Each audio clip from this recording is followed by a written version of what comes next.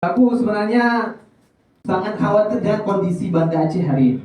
Makanya aku mau daftar jadi wali kota. Minimal calon wakil wali kota ya kan. Aku udah siapkan banyak program yang cukup insya Allah bisa mengubah Banda Aceh jadi lebih syariat dan anti maksiat. Program pertama, kalau aku jadi wali kota, program pertama adalah program Haji Balita. Setiap anak di Banda Aceh 2 bulan harus haji. Bukan umroh, haji.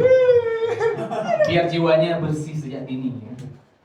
Program kedua, membuat masjid itu makin pokoknya orang-orang senang ke masjidnya. Jadi ada giveaway.